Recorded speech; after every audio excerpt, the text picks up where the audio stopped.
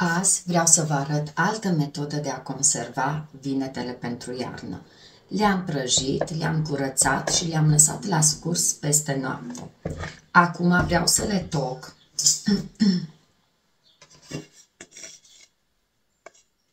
Și totdeauna o să folosesc ustensile din lemn. Le tocăm așa foarte puțin. Vinetele le am de la mine din grădină. 6 vinete mari. Le-am copt aici.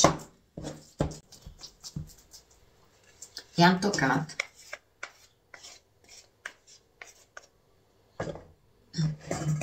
Acum o să le pun într-un castron.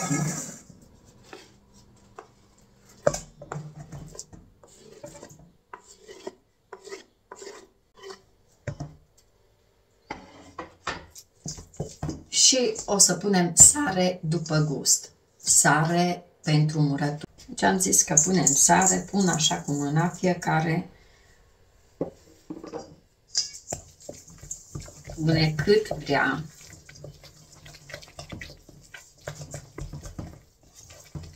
Deci punem sare după gust, să fie cât de cât sărate, la fiecare cum îi place.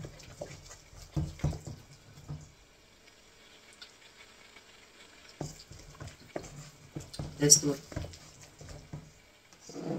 Și acum umplem borcanele.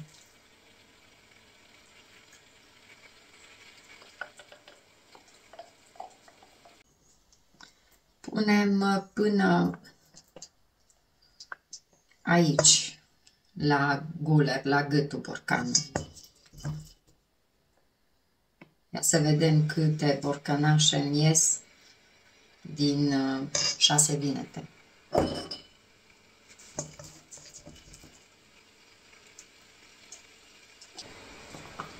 Deci încercăm să apăsăm să nu rămână aer în borcan.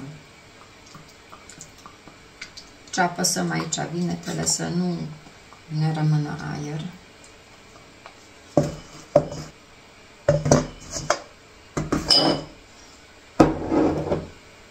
Am reușit să umplu 2 borcanele.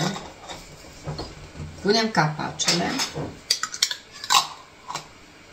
și le dăm la dunst 3-4 ore.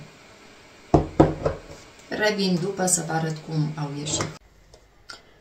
Au trecut aproape 4 ore, vinetele sunt gata, numai bune de pus în cămară. Să știți că se păstrează foarte bine, am făcut și anul trecut și m-am inspirat din rețeta de la Anita Cooking. Sunt foarte mulțumită de rezultat. Vă rog să le încercați și voi, să vedeți cum sunt. Pentru mai multe rețete ușoare și delicioase, să nu uitați să dați urmărire. Vă pup!